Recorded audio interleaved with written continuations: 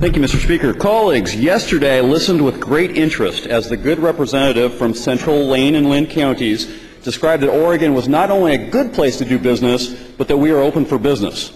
The case was well made that we have an inviting business climate because the share of taxes that Oregon businesses pay is among the lowest in the nation as a share of GSP. That's gross state product. The good representative noted that Oregon was among the 5 lowest, and he's exactly right. In fact, according to Ernst & Young, Oregon was actually tied for second lowest in the nation as a share of business taxes to GSP as recently as 2008. That is exciting stuff, colleagues. Given that fact, you would logically think that the businesses would be falling all over themselves to start or move their business to Oregon. Can't you just envision, colleagues, some business folks in Tennessee or Texas saying, "Hey boys, did you hear? Oregon has one of the lowest ratios of business taxes paid to gross state product. Let's go." You know, I looked at the Ernst & Young data as well, and by the same logic, you would think that states with a higher share of business tax to GSP would be less inviting, less open for business. Some of the highest states here include Alaska, Wyoming, and Texas. The Republic of Texas, closed for business. Turns out, though, colleagues, that somebody forgot to get this memo to Weizer's, a family-owned Lake Oswego institution. They will be closing one of their Lake Oswego grocery stores next month. And in today's Oregonian, Gene Weiser was quoted as saying that the taxes that Oregon passed last month were the straw that broke the camel's back.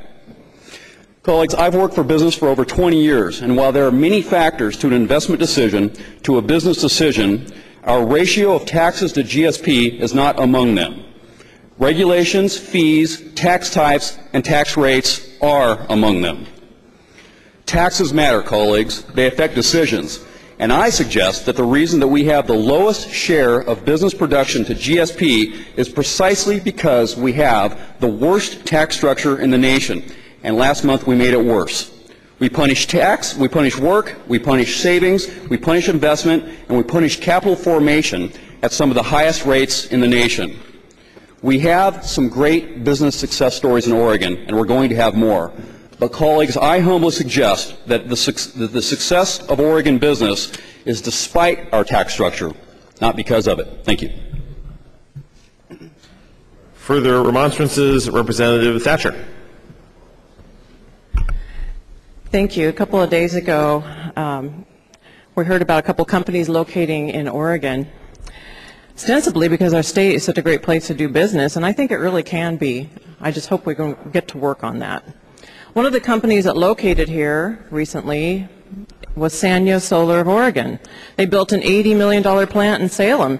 In fact, it should be operational within a year, and I'm very happy they are here. But we got them here by offering a big plate of cookies.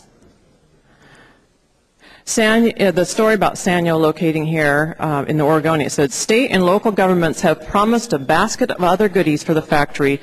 Together, the subsidies could total more than $200,000 a job.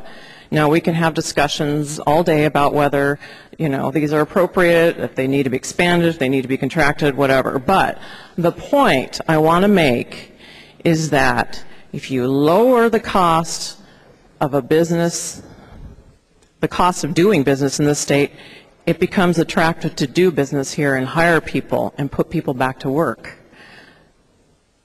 And raising their taxes, as we've heard several stories, might raise their costs of doing business and raise their tax burden and cause other consequences, which causes those jobs to go away. We really want to think about creating jobs here. Let's consider that. Further remonstrances, Representative Frederick.